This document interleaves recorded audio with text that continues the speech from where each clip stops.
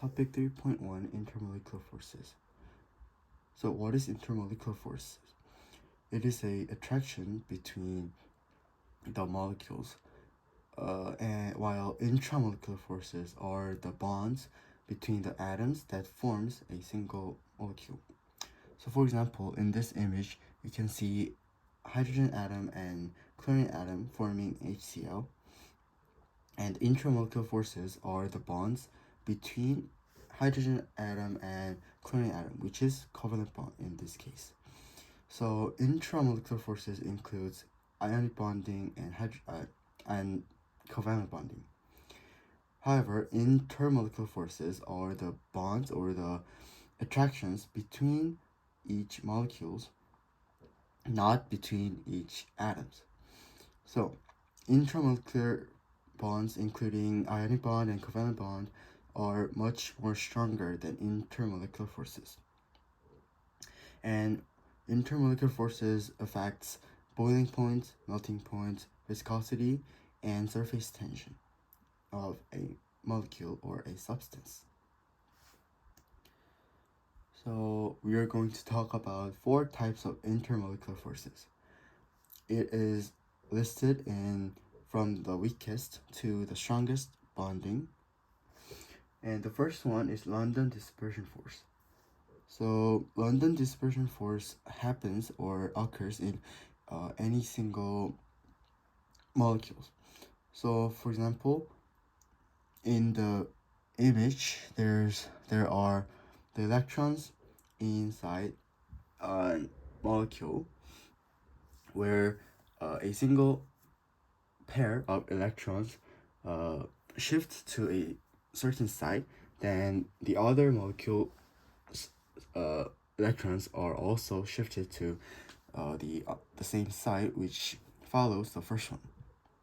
So even nonpolar particles, which also includes electrons, can be temporarily polarized, which allows London dispersion force to form. So before talking about the factors that affect London dispersion force, we have to talk about what polarizability is. So it is a tendency of an electron that makes it able to distort. So easy to polarize means it has lower boiling point, and as you can see, it is very instantaneous and temporary, and also very weak. So the factors that affect London dispersion force are the number of electrons, where more electrons means stronger London dispersion force, and the size of atom or molecule and their weight. And the shape of molecules with similar masses also matters. So if it's more compact, that means it has less London dispersion force. Next is dipole-dipole force. So the dipole in this term means the two poles, the two extreme sides of a molecule. So there are more positive or more negative end of every atom, and they have opposite charge. And since if their polarity is higher, that means the boiling point is also higher. So dipole-dipole force happens between polar molecules where they all have two opposite poles, plus and minus. So if we compare London dispersion force and dipole-dipole force, here are two conclusions. So if two molecule size and shape are similar, then it's most likely dipole-dipole force. While one molecule is much larger in size, that means it will most likely have London dispersion force only. And next is hydrogen bonding, which is stronger than both London dispersion and dipole-dipole force. So hydrogen bonding is a type of dipole-dipole force where it happens in a special case where hydrogen is bonded to either N, O, or F. So when their bonding is unusually strong, then dipole-dipole interaction or the hydrogen bonding occurs.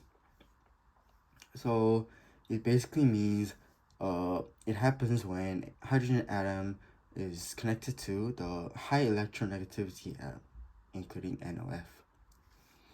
So in this image, it also highlights again the difference between intramolecular and intermolecular forces.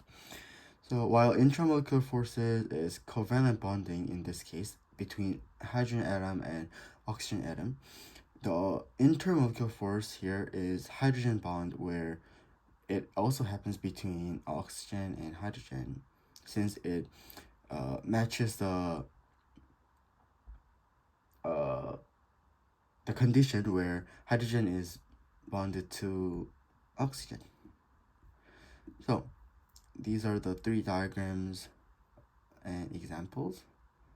And lastly, the strongest force between four intermolecular forces is the ion dipole force.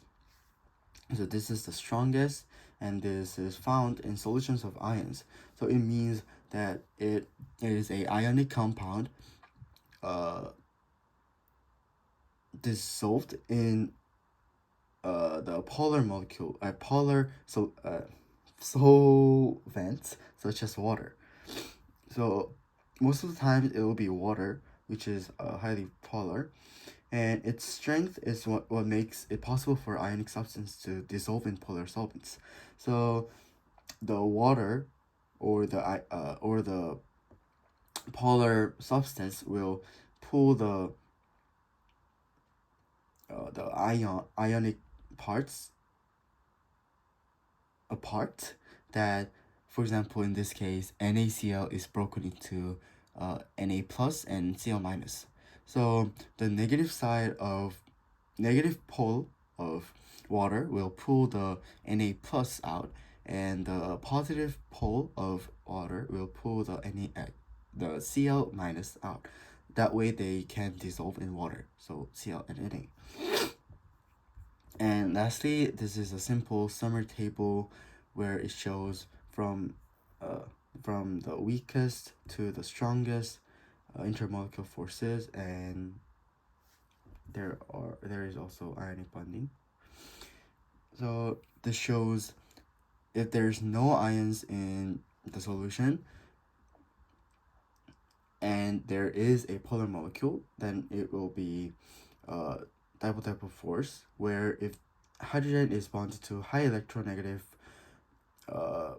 atoms, then it will have a hydrogen bonding, while there's nothing special in here, then it's gonna have only London dispersion force only.